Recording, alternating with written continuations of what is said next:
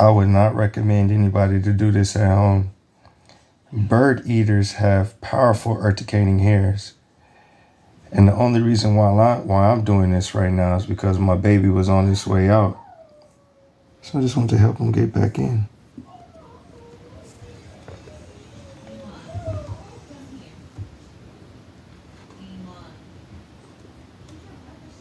They also possess the ability to stridulate.